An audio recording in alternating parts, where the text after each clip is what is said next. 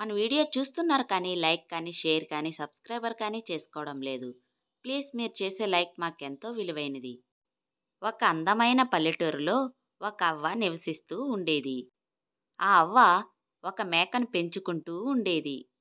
ఆ మేకను మేత కొరకు రోజు అడవికి తీసుకొని వెళ్ళి వస్తూ ఉండేది.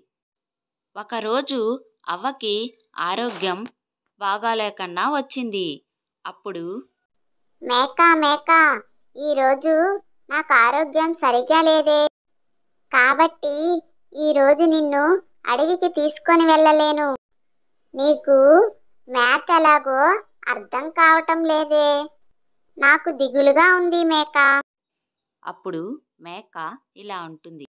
నువ్వేమీ బాధపడద్దవ్వా, నేను ఎర్రకొండకి పోయి ఎండిగడ్డి మేసి వస్తా, పచ్చకొండకు పోయి పచ్చగడ్డి మేసి వస్తా. వద్దొద్దే, అక్కడ కోరమృగాలు ఉన్నాయి, నిన్ను చంపి తినేస్తాయి. వద్దు, నువ్వెళ్ళవద్దు. నీకెందుకవ్వా, నువ్వు గమ్ముగా ఉండు, నేను వెళ్ళి జాగ్రత్తగా తిరిగి వస్తా. నువ్వు జాగ్రత్తగా ఉండు అవ్వా. అలా పోతూ ఉండగా నక్క బావ ఎదురయ్యింది. నాకు చాలా ఆకలిగా ఉంది. సరైన సమయానికి నాకు ఎదురు వచ్చావు.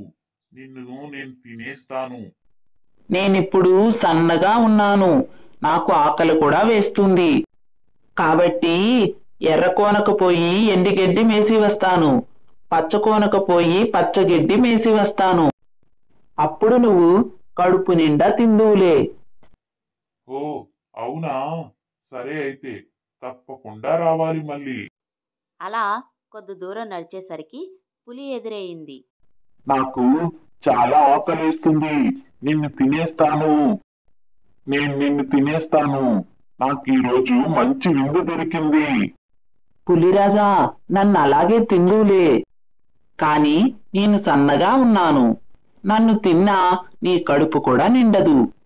కాబట్టి ఎర్రకొండకెళ్ళి ఎండిగడ్డి మేసి వస్తా, పచ్చకొండకెళ్ళి పచ్చిగడ్డి మేసి వస్తా. అప్పుడు నీ కడుపు నిండా తిందువులే. అవునవును, నిన్ను ఇప్పుడు తింటే నా కడుపు నిండదు. ఒకవేళ నిన్ను తినేస్తే సగం ఆకలితో ఉండాలి. కాబట్టి నువ్వు వెళ్ళి తినేసిరా, నేనిక్కడే ఉంటాను. కానీ నువ్వు తప్పకుండా రావాలి. అలా పోతూ పోతూ ఉండగా ఒక సింహం ఎదురుపడింది. నాకు చాలా ఆకలిగా ఉంది, నేను మురుగరాజుని, నిన్ను తప్పకుండా తినేస్తాను. సరైన సమయానికి సరైన విందు దొరికింది. మృగరాజా, నాకు ఇప్పుడు చాలా ఆకలిగా ఉంది, కాబట్టి మీరు నన్ను ఇప్పుడు తింటే మీకు పాపం వస్తుంది. కాబట్టి నేను ఎర్రకొండకు పోయి ఎండిగడ్డి మేసి వస్తా, పచ్చకొండకు పోయి పచ్చగడ్డి మేసి వస్తా. అప్పుడు నన్ను కడుపు నిండా తినవచ్చు. అప్పుడు నేను భలే ఉంటాను. ఓహో అలాగా, సరే సరే, అయితే పొయ్యిరా, అప్పుడు నువ్వు చాలా రుచిగా ఉంటావు. నేను ఇక్కడే వేచి ఉంటా, నువ్వు త్వరగా రావాలి.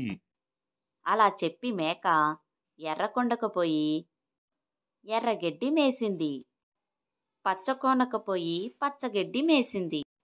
తర్వాత మేకకు ఒక ఆలోచన వచ్చింది. ఇప్పుడు నేను తిరిగి వెళ్ళగానే సింహం, పులి, నక్క అన్నీ ఎదురవుతాయి. ఇప్పుడు నేను వాళ్ళ దగ్గర తప్పించుకోవాలి అంటే ఏం చెయ్యాలి అని ఆలోచిస్తూ ఉండగా అప్పుడు మేకకు ఒక పెద్ద గుమ్మడికాయ కనిపించింది. ఈ గుమ్మడికాయలోకి వెళ్ళి దాక్కుంటే ఎవ్వరికీ కనపడం.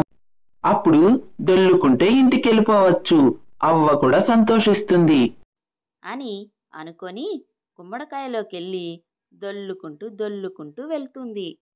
అలా పోతూ ఉండగా సింహం ఎదురయ్యింది. అప్పుడు సింహం ఇలా అంది. గుమ్మడికాయ, ఇటుగా ఒక మేక వెళ్ళింది, నీకేమన్నా కనపడిందా? నువ్వు ఏమన్నా చూసావా? అవును పులిరాజా, ఎర్రకొండలో ఎర్రగడ్డు మేస్తూ కనిపించింది అని చెప్పి అక్కడి నుండి దొర్లుకుంటూ వెళ్ళింది. కొంచెం దూరం వెళ్ళగానే పులి ఎదురయింది. గుమ్మడికాయ, ఇటుగా మేక వెళ్ళింది. నీకేమన్నా కనపడిందా? నువ్వేమన్నా చూసావా దాన్ని? అవును పులిరాజా, చూశాను. పచ్చకోనలు పచ్చగడ్డి మేస్తూ కనిపించింది. అలా అని దొల్లుకుంటూ వెళ్ళింది. అలా కొంచెం దూరం వెళ్ళగానే నక్క కనిపించింది. అప్పుడు నక్క ఇలా అడిగింది.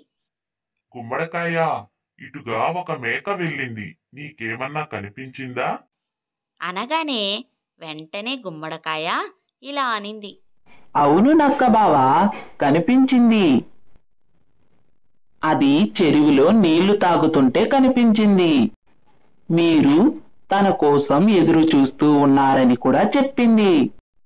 తొందరగా ఇక్కడికి రావాలని కూడా చెప్పింది అని చెప్పి గుమ్మడికాయ దొర్లుకుంటూ అవ్వ దగ్గరికి వెళ్ళి, ఎర్రకొండకు పోయి ఎండిగడ్డి మేసి వచ్చా, పచ్చకొండకు పోయి పచ్చిగడ్డి మేసి వచ్చా. నేను ఎవ్వరికి దొరకలేదు అని చెప్పింది సంతోషంగా మేక. ఈ కథలోని నీతేమిటంటే అపాయంలో ఉపాయం ఆలోచించాలి. మన వీడియో కన్నా నచ్చినట్లయితే లైక్, షేర్, సబ్స్క్రైబర్ చేసుకోండి. మరో మంచి వీడియోతో మళ్ళీ కలుద్దాం.